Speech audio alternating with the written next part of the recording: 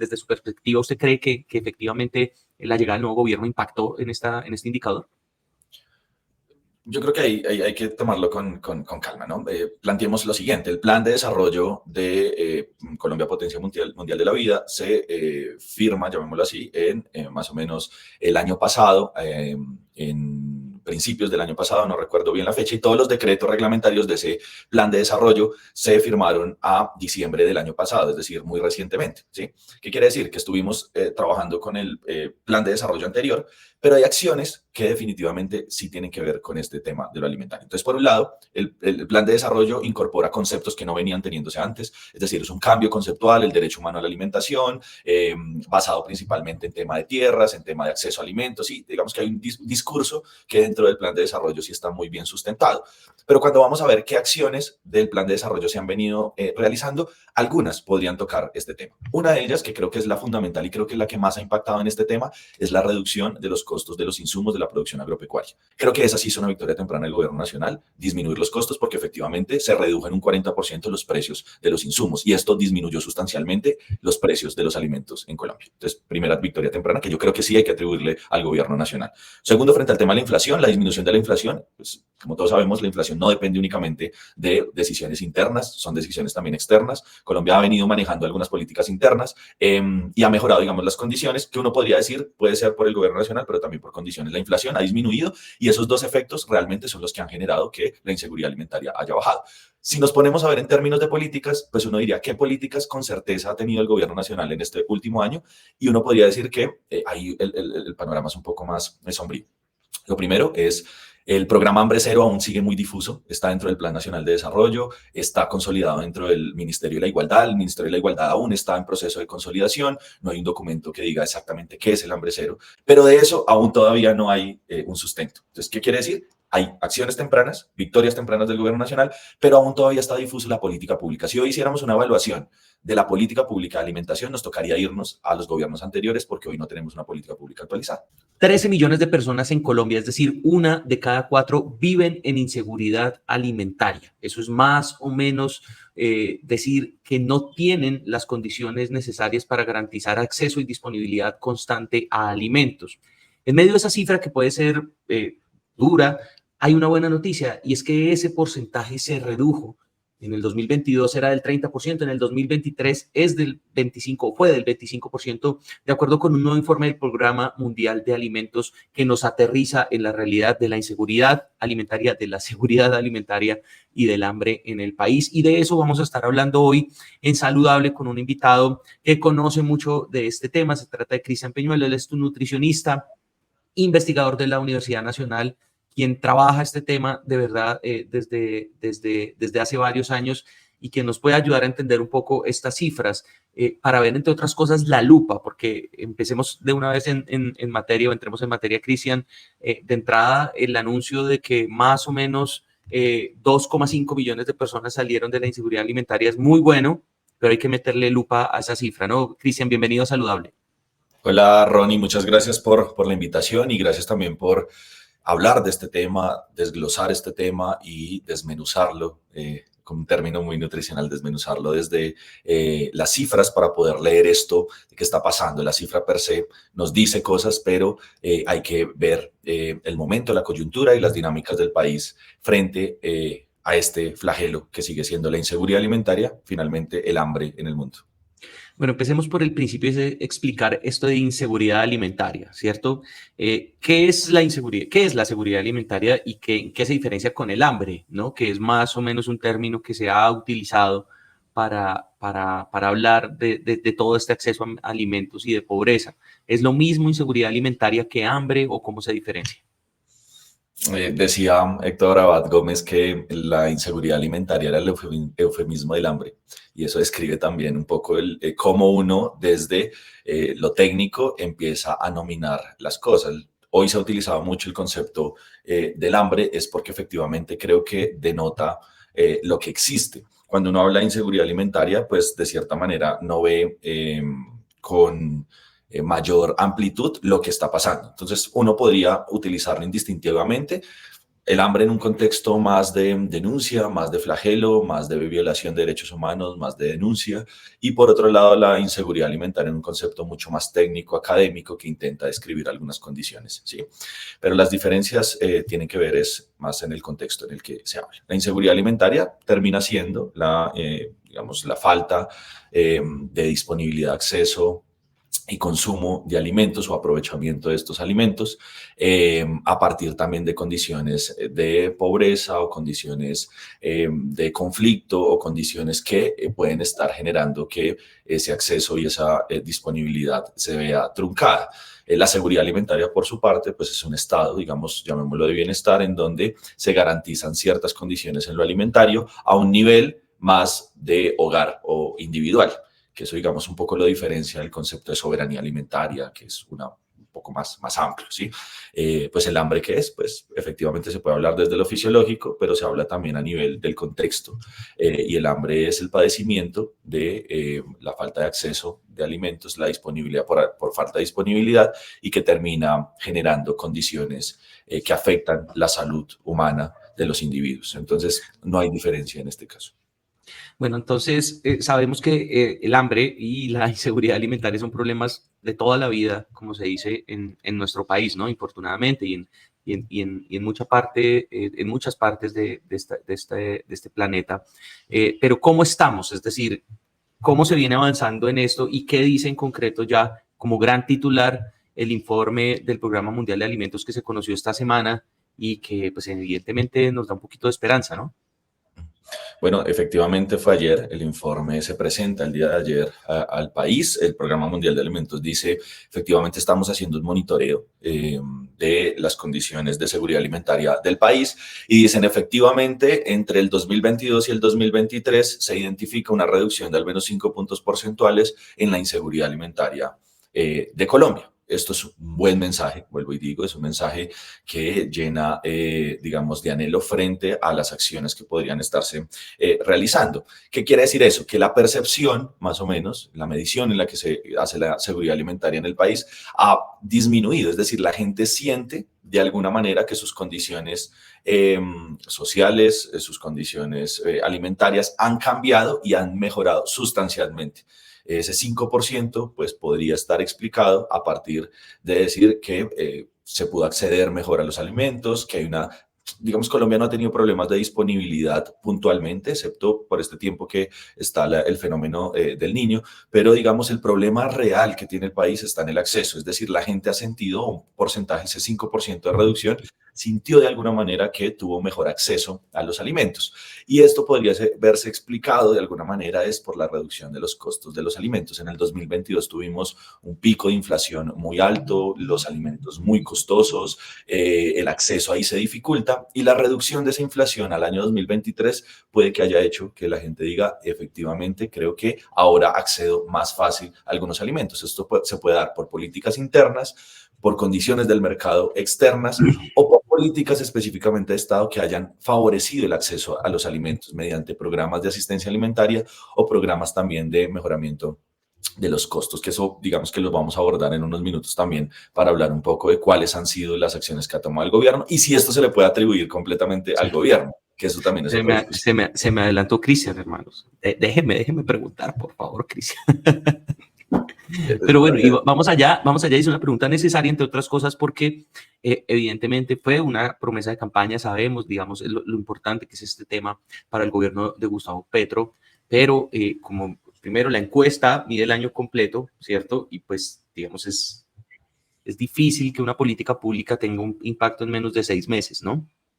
Entonces es necesario un poco entender si, o la gran pregunta puede ser si efectivamente estos resultados pueden ser gracias a la llegada de Gustavo Petro al gobierno. No sé usted qué opina, y ya sí, si quiere, profundizamos de una vez. El informe presenta unas explicaciones o da unas explicaciones a esta reducción de la inseguridad alimentaria, pero desde su perspectiva, ¿usted cree que efectivamente la llegada del nuevo gobierno impactó en este indicador? Yo creo que hay que tomarlo con calma, ¿no? Planteemos lo siguiente, el plan de desarrollo de Colombia Potencia Mundial de la Vida se firma, llamémoslo así, en más o menos el año pasado, en principios del año pasado, no recuerdo bien la fecha, y todos los decretos reglamentarios de ese plan de desarrollo se firmaron a diciembre del año pasado, es decir, muy recientemente, ¿sí? ¿Qué quiere decir? Que estuvimos trabajando con el plan de desarrollo anterior, pero hay acciones que definitivamente sí tienen que ver con este tema de lo alimentario. Entonces, por un lado, el plan de desarrollo incorpora conceptos que no venían teniéndose antes, es decir, es un cambio conceptual, el derecho humano a la alimentación, basado principalmente en tema de tierras, en tema de acceso a alimentos, y digamos que hay un discurso que dentro del plan de desarrollo sí está muy bien sustentado. Pero cuando vamos a ver qué acciones del plan de desarrollo se han venido realizando, algunas podrían tocar este tema. Una de ellas, que creo que es la fundamental y creo que es la que más ha impactado en este tema, es la reducción de los costos de los insumos de la producción agropecuaria. Creo que esa es una victoria temprana, y hay que decirlo, el gobierno nacional disminuye o hace acuerdos a partir también de lo que se está viviendo en la guerra entre Rusia y Ucrania, por los precios, digamos, de los insumos. Ucrania exporta a Colombia algunos insumos, y Colombia lo que ha venido es manejando precios a partir de producción interna y relacionamiento externo. Creo que esa sí es una victoria temprana del gobierno nacional, disminuir los costos, porque efectivamente se redujo en un 40% los precios de los insumos, y esto disminuyó sustancialmente los precios de los alimentos en Colombia. Entonces, primera victoria temprana que yo creo que sí hay que atribuirle al gobierno nacional. Segundo, frente al tema de la inflación, la disminución de la inflación, pues como todos sabemos, la inflación no depende únicamente de decisiones internas, son decisiones también externas. Colombia ha venido manejando algunas políticas internas y ha mejorado, digamos, las condiciones que uno podría decir puede ser por el gobierno nacional, pero también por condiciones. La inflación ha disminuido, y esos dos efectos realmente son los que han generado que la inseguridad alimentaria haya bajado. Si nos ponemos a ver en términos de políticas, pues uno diría qué políticas con certeza ha tenido el gobierno nacional en este último año, y uno podría decir que ahí el panorama es un poco más sombrío.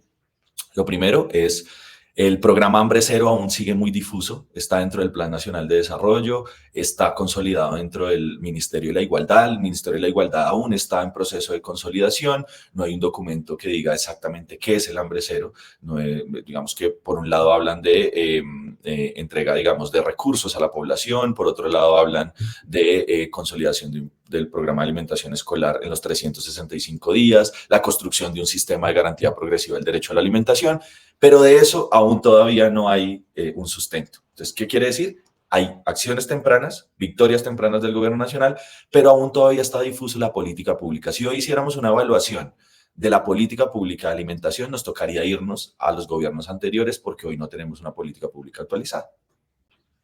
Bueno, y me imagino entonces una oportunidad de mejora grandísima, ¿cierto? De que estas cifras sigan reduciéndose, ¿no, Cristian?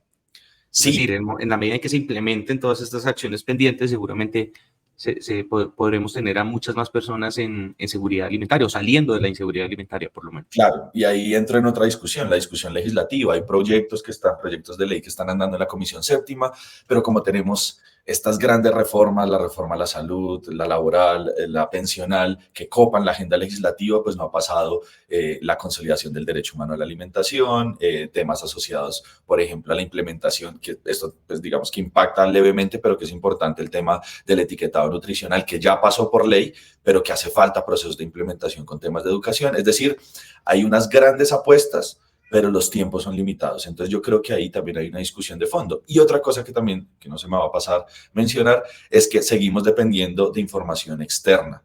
Este informe del Programa Mundial de Alimentos, que dice cuál es la inseguridad alimentaria, nos pone elementos sobre la mesa con más o menos con una muestra de 6.000 hogares, cuando desde el año 2015 pues no tenemos encuesta nacional de nutrición, la ENSIN, y deberíamos tener datos propios para tomar estas decisiones y no depender de agentes externos para la toma de decisiones internas, que creo que es una crítica principal a la ausencia de datos Sí. en este momento para la toma de decisiones en política pública. Y que no responde a este gobierno, ¿cierto? Sino sobre todo a los gobiernos anteriores. Es decir, es la encuesta nacional de situación nutricional se hizo, seguramente los datos se recogieron en el 2014, entonces llevamos 10 años sin datos de cómo estamos. En ese entonces, el principal resultado de esa encuesta era que el 56% de los colombianos estaban por encima de su peso ideal, así que seguramente lo que pueda salir de una nueva encuesta nos va a aterrizar mucho más en la realidad actual de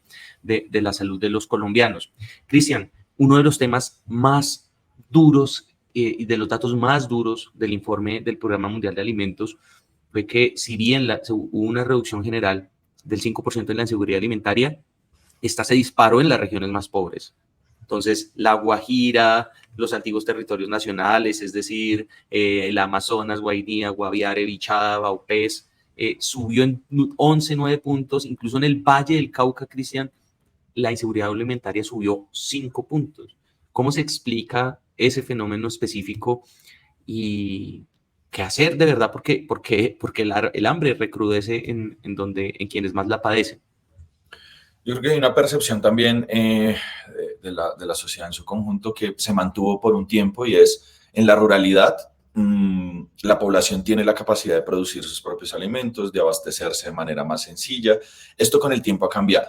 Cada vez más se produce menos para el autoconsumo y se compran alimentos que incluso tienen un sistema, digamos, de abastecimiento muy largo. Muchos de los alimentos que se consumen en las regiones primero pasan por Bogotá, por Corabastos, y se devuelve a las mismas regiones, generando un costo elevado para el consumidor final. Esto puede explicar efectivamente, uno, y es tenemos un sistema agroalimentario que aún todavía no ha sido actualizado, un sistema de abastecimiento que depende mucho de la centralización en Bogotá y que está pensado el tema de alimentos a partir también de una idea de que se mantenga a partir de los criterios del mercado. Yo creo que hasta cierto punto puede ser contraproducente y que intenta el gobierno nacional pensarse un nuevo idema que pueda regular esto. Y esto todavía está, digamos, en función de irse desarrollando. Realmente, digamos, la agudización de los problemas alimentarios hoy no son simplemente de acceso y disponibilidad en función de lo que tenemos. Hoy también depende mucho de factores asociados al clima. Y uno de los temas centrales también que hemos vivido es ese cambio. Digamos, en el 2023 tuvimos un fenómeno de la Niña bastante fuerte en algunas zonas del país que puede haber generado también condiciones de desabastecimiento de alimentos. Condiciones también, por ejemplo, en La Guajira, que cada vez se viene agudizando más el problema y que evidentemente cada informe que sale es más aterrador que el anterior. Y pareciera que las acciones que se están tomando aún todavía son digamos, de mínimo alcance y que realmente solucionen los inconvenientes. Y ahí está, por ejemplo, lo del tema de la declaratoria de emergencia, que hay opiniones divididas frente a entonces cómo vamos a hacer, cómo vamos a llegar a La Guajira si no podemos tener una declaratoria de emergencia. Y ahí también tiene que ver mucho con la justificación.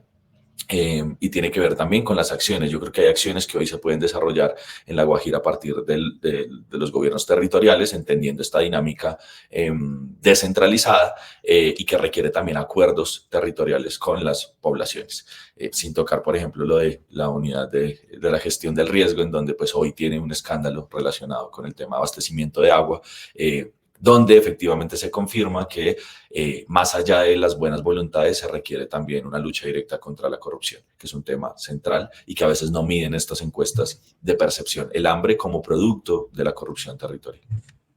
Bueno, avancemos un poco en los resultados, Cristian, si le parece.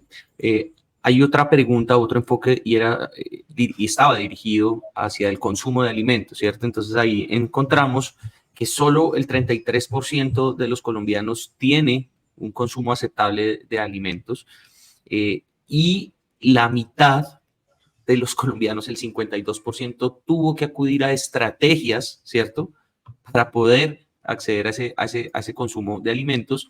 Y otro dato tremendo es que más o menos 2 millones de personas, es decir, el 4%, manifestaron que solo consumieron una comida al día en promedio durante los últimos 7 días. ¿A usted qué le dicen esos datos? Mejoramos en ese sentido y sí podemos profundizar un poco en las estrategias que justamente recoge la encuesta sobre qué hacen los colombianos para garantizar su consumo de alimentos.